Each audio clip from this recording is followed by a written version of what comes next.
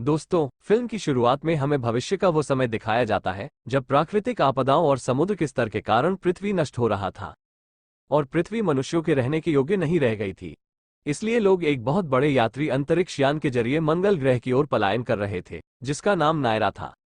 ये जहाज बिल्कुल एक ट्रेवलिंग होटल की तरह था, जिसमें हर तरह की ऐशो आराम की चीजें इंसानों की सोच के मुताबिक होती हैं, जैसे रेस्टोरेंट, मॉल, पूल और नाइट क्लब आदि, जिसका यात्री अपने 3 सप्ताह के सफर में एंजॉय कर सकते हैं।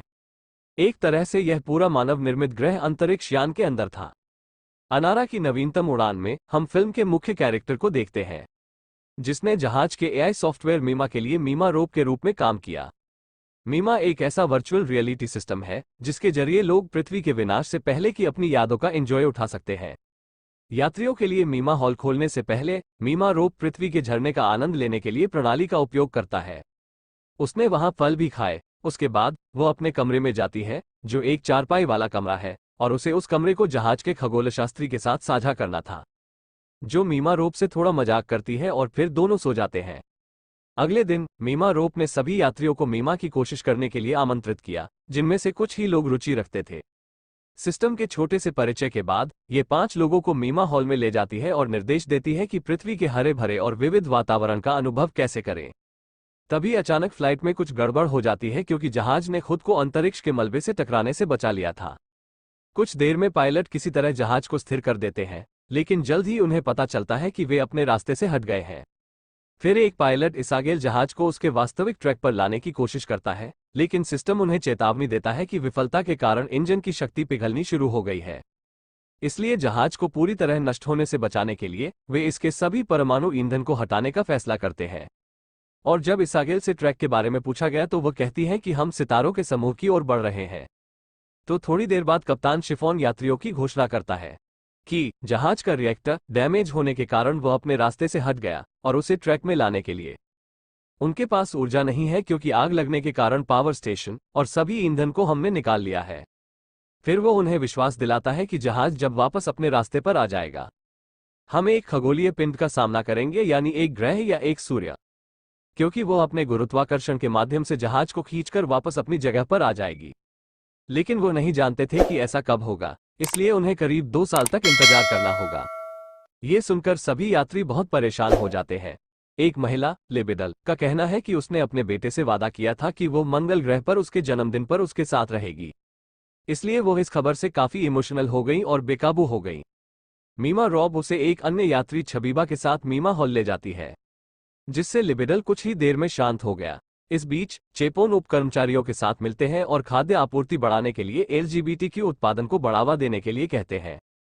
उस रात स्टोनमोर और मीमा रॉब एक दूसरे से इस खबर के बारे में बात करते हैं, लेकिन इससे कोई खास फर्क नहीं पड़ा, क्योंकि मंगल ग्रह पर कोई भी उनका इंतजार नहीं कर रहा था, क्योंकि वो पूरी दुनिया में अकेली थी। इसी तरह 3 हफ्ते बीत गए। सब कुछ सामान्य चल रहा था। लोग समय बिताने के लिए तरह तरह की गतिविधियों में खुद को व्यस्त रखते थे। मीमा रॉब की जॉब भी काफी बिजी थी, क्योंकि अब मीमा में ज्यादा लोग दिलचस्पी लेने लगे थे। तो वह अपने इंचार्ज से कहती है कि इतने लोगों को संभालने के लिए उन्हें एक असिस्टेंट की जरूरत है। फिर एक रात वो स्ट्रोमो से पूछती है कि जहाज के खगोलीय पिंड को खोजने में कितना समय लगेगा। तो वो बताती है कि जब तक हम अगला खगोलीय पिंड नहीं देखेंगे तब तक हम जीवित नहीं रहेंगे। और यही बात पायलट भी जानता है। उनकी बात सुनकर मीमा रोबे की नींद खुल जाती है। जब वो पानी पीने के लिए बाहर जाती है तो उसे अंतरिक्ष में खिड़की से भगदड़ मचती हुई दिखाई देती है। इसलिए वो जल्दी से मीमा हॉल जाती है और इस प्रणाली का उपयोग पृथ्वी पर एक जंगल में चलने लगती है। अगले दिन एक आदमी को भी पता चल जाता है कि जहाज कभी भी असली रास्ते पर वापस नहीं जा पाएगा। इसलिए मीमा रोब ने उन्हें हॉल में जाने की सलाह दी और कहते हैं कि मंगल ग्रह का जीवन भी इतना अच्छा नहीं है, हमें जहाज पर जीवित रहने की कोशिश करनी होगी। और फिर मीमा रॉब उसे दूसरे अधिकारी के साथ हॉल में ले जाती है, ताकि दूसरे यात्री उसकी वजह से डरे नहीं। उसके बाद मीमा रॉब सीधे शिफॉन से बात करती है कि लोग असलियत जानकर नियंत्रण से बाहर हो जाएंगे, जिससे मीमा की मांग बढ़ेगी। वो उसे सहायता के लिए भी कहती है, जिस पर वो उसे 8 लोगों को देने का वादा करता है और कहते हैं कि जब लोगों को शैवाल खाने की आदत हो जाती है फिर हम उन्हें वास्तविक स्थिति बताएंगे। इसी तरह 3 साल बीत गए। मीमा रोब ने अब नाइट क्लब में समय बिताना शुरू कर दिया है, जहां वो डेजी की सेना के फ्रेंड बन जाती हैं और वे दोनों इंटीमेट भी होते हैं। भोजन की मांग को पूरा करने के लिए एलजी संयंत्र में काम करने के लिए अधिकारी लोगों को बहुत पैसा देते हैं। इसके अलावा उन्हें जल शोधन संयंत्रों पर अधिक वर्कर्स की भी आवश्यकता थी क्योंकि लोगों को अब पानी की गंध आ रही थी। मीमा की डिमांड इसलिए भी बढ़ रही थी क्योंकि लोगों ने 3 साल से धरती नहीं देखी थी। मीमा ने संचालन के घंटों के बाद मीमा का उपयोग करने की अनुमति दी ताकि उसे लाइन में इंतजार न करना पड़े क्योंकि वो समलैंगिक थी और इज़ाचेल के लिए भावनाओं को विकसित कर रही थी। मीमा खगोलविद को अपनी भावनाओं के बारे में भी बताती है, लेकिन उनकी राय में ये प्यार सब बकवास है। एक सुबह मीमा का इस्तेमाल करते हुए मीमा देखती है कि अचानक आसमान से पंछी गिरने लगते हैं, मतलब सिस्टम में कोई दिक्कत थी, लेकिन उस दिक्कत ढूंढ नहीं पाती। और उस दिन मीमा अपने ग्राहकों को अजीब आवाजों के साथ भयानक स्वप्न दिखाती है। तो मीमा जल्दी से उसको बंद कर देती है और सभी को हॉल से बाहर ले जाती है। लिब्बी डेल सहित बाकी लोग जो बाहर खड़े थे बेहोश हो गए। तो कैप्टन ने मीमा रोब को डांटा कि उसने सिस्टम को बंद क्यों किया, जिस पर वो समझाती है कि मीमा को आराम की जरूरत है क्योंकि वो सबकी यादें देखकर थक गई है। मीमा रोब ने कप्तान से 1 सप्ताह के लिए सिस्टम को बंद करने की अनुमति मांगी, लेकिन कप्तान ने उसे मना कर दिया। इसलिए जब मीमा को फिर से शुरू किया जाता है तो सिस्टम फिर से कहता है कि वो लोगों की दर्दनाक याददाश्त से तंग आ चुका है और अब ये फिर से इमेज नहीं दिखाएगा, और फिर अचानक खुद को उड़ाने का इशारा करता है। तो मीमा रॉब्स लोगों को हॉल में आने से रोकने की कोशिश करती है, लेकिन कोई उसकी बात नहीं सुनता और फिर मीमा खुद को तबाह कर लेती है। अगले दिन लोग सॉफ्टवेयर को याद करते हैं। लिबिडल सब यात्री से कहते हैं कि मीमा की तबाही के पीछे मीमा रोब का हाथ है, क्योंकि वो इसका भरपूर इस्तेमाल करती थी। शिफॉन ने मीमा रोब को दंडित करने का फैसला किया, जिसके लिए इजागेल कप्तान से अपने पक्ष में बात करने के लिए जाता है कि इस मामले में मीमा रोब की गलती नहीं है। लेकिन जब कप्तान इजागेल की बात नहीं मानता और ताना मारता है तो वो उसे घूंसा मारती है, इसलिए वो दुर्व्यवहार करने के लिए मीमा रॉब के साथ हवालात में डाल दिया जाता है। उसके बाद 1 साल बाद का समय हम देखते हैं जब हालात और बिगड़े। कुछ लोगों ने पंथ बना लिया था, जबकि बाकियों ने सारी उम्मीद छोड़कर अपनी जान ले ली थी। चूंकि अधिकारियों के पास कम कर्मचारी थे, इसलिए उन्होंने अपराधियों को हवालात में डालने के बजाय उनसे काम करवाने का फैसला किया, जिसमें इजाचेल और मीमा रॉब भी थे। इजाचेल को एलजी की देखभाल करने का काम दिया गया है और बच्चों को पढ़ाने के लिए मीमा रॉब को। वे दोनों अब प्रेमी बन चुके थे, इसलिए उन्हें रहने के लिए एक ही कमरा दिया गया है।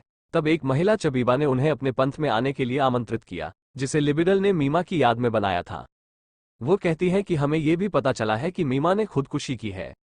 यह मीमा और रोब की गलती नहीं है, इसलिए वे दोनों पंथ समारोह में भाग लेने के लिए मीमा हॉल जाते हैं, जहां मीमा की दुआ करने के बाद सभी एक दूसरे के करीब हो गए, जिससे इजाजेल प्रेग्नेंट हो जाती है। कुछ महीनों के बाद वो बहुत निराश महसूस करती है कि उसके आने वाले बच्चे को भी जहाज पर ही रहना होगा और वो कभी भी सूर्य का प्रकाश नहीं देख पाएगा। मीमा रॉब ने उससे वादा किया कि वो सब कुछ ठीक करने की पूरी कोशिश करेगी और बाद में वो शिफॉन से बीम स्क्रीन बनाने की अनुमति मांगती है, जिसके जरिए वो खिड़कियों के बाहर खूबसूरत तस्वीरें प्रदर्शित करेगी। लेकिन शिफॉन ने कहा कि इन सभी आविष्कारों को छोड़कर आने वाली पीढ़ियों को इसे सिखाना अधिक महत्वपूर्ण है, ताकि जहाज चलता रहे। जल्द ही इजाजेल का बेटा जन्म लेता है, जिसकी देखभाल मीमा रॉब उनके साथ करती है। एक दिन उसे पता चलता है कि टेलीस्कोप ने एक और जहाज को अपनी ओर आते देखा है। वो बचाव जहाज इतना बड़ा नहीं था, इसलिए उसे लगता है कि उसके लिए ईंधन भेजा गया होगा। जिसके बाद शिफॉन ने यात्रियों से घोषणा की कि लगभग 1 साल में ईंधन हम तक पहुंच जाएगा, जिससे वे जल्दी घर वापस जा सकेंगे। लोग खुशी से सेलिब्रेट करते हैं। फिर 1 साल बाद मिमारोब के छात्र ईंधन को हुक करने और इसे अपने जहाज पर लाने के लिए प्रशिक्षण शुरू करते हैं। उन्हें पूरी उम्मीद थी कि अब सब ठीक हो जाएगा। जब जहाज के करीब आता है तो जहाज का कृत्रिम गुरुत्वाकर्षण बढ़ जाता है, ताकि नाव की गति धीमी की जा सके, और फिर अंत में जहाज को हुक करके जहाज पर लाया जाता है। फिर वैज्ञानिकों की पूरी टीम जहाज का निरीक्षण करने आती है, जो उनके लिए एक रहस्य बन गया क्योंकि उन्हें नहीं पता था कि इसे कैसे खोला जाए। एक इंजीनियर का कहना है कि शायद हमारे निरीक्षण के तरीके पुराने हैं, जबकि एक अधिकारी ने कहा कि शायद इसमें कोई ईंधन नहीं है। हमें शुरू से ही लोगों को उम्मीद नहीं देनी चाहिए थी, लेकिन कप्तान ने कहा कि इसका लोगों के दिमाग पर बहुत अच्छा प्रभाव पड़ा है, इसलिए हमें यह रहस्य रखना होगा कि हमें ईंधन नहीं मिला। वैज्ञानिक को डर था कि जहाज में कोई रेडियोधर्मी पदार्थ न हो, और वो कप्तान को विश्वास दिलाता है कि हम जल्द ही प्रोब का उपयोग करने के लिए एक समाधान खोज लेंगे। लेकिन काफी दिनों बाद भी उसे प्रोब के बारे में कुछ समझ नहीं आ रहा है। उधर यात्रियों का सब टूटता जा रहा था, वे सभी नियंत्रण से बाहर होने लगते हैं, इसलिए अधिकारी उन्हें नियंत्रण में रखने के लिए अपनी स्टन गन का इस्तेमाल करते हैं। इसके बाद कैप्टन शिफॉन जांच टीम के पास जाते हैं और स्टोमल को बताता है कि उसने इस जहाज की खोज की थी, तो उसे सम्मानित किया जाएगा। स्टोमल ने सोचा कि जहाज में कोई ईंधन नहीं है, इसलिए कप्तान ने उसे पुरस्कार देने के लिए कहा ताकि वो दूसरों को सच्चाई न बताए। और वो दूसरे वैज्ञानिकों से भी कहता है कि हमें यात्रियों की उम्मीद रखनी है, इसलिए आप में से कोई भी ईंधन के बारे में किसी को नहीं बताएगा। लेकिन स्टोमल उसकी बात नहीं सुनना चाहती थी और जाते समय कहती है कि यह जहाज के लिए ताबूत है, जिससे कप्तान क्रोधित हो जाता है और वह एक अधिकारी की स्टन से स्टोमल को गोली मार देता है और उसे मार डालता है। उनके अंतिम संस्कार में मीमा रॉब ने अपनी लिखी एक कविता पढ़ी। उस कविता में बताया था कि पृथ्वी पर जीवन एक स्वप्न के समान है और कैसे लोगों ने इसके पर्यावरण को नष्ट किया। इसके बाद तनाव कम करने के लिए मीमा रॉब और उसके दोस्त ड्रग्स देने लगते हैं। वे क्लब में डांस कर रहे थे कि अचानक फ्लाइट में खलबली मच गई। तो अधिकारी तुरंत सभी को परिसर में जाने और सीट बेल्ट लगाने के लिए कहते हैं। और जब मीमा रॉब अपने कमरे में गई तो पानी बहुत अजीब बर्ताव कर रही थी। मीमा रॉब को लगता है कि वह नशे की वजह से ऐसा कर रही हैं। वहां कप्तान को पता चलता है कि इस उड़ान की गड़बड़ी के कारण कई चालक दल के सदस्य और यात्री मारे गए हैं, तो वो बहुत डर जाता है। बाद में मीमा रोव अपने छात्रों के साथ बीम स्क्रीन प्रोजेक्ट पर काम करना शुरू कर देती है। वो खुशी से इजाचेल से कहती है कि उसका काम जल्द ही पूरा हो जाएगा, लेकिन इजाचेल ज्यादा उत्साहित नहीं दिख रही थी। जल्द ही वे अंतरिक्ष यान के बाहर जलप्रपात की छवि प्रदर्शित करते हैं, जिसे देखकर यात्री खुश हो जाते हैं। लेकिन जब मीमा रोव अपने केबिन में जाती है तो उसे पता चलता है कि इजाचेल ने अपने ही बच्चे को मार डाला और अपनी जान ले ली।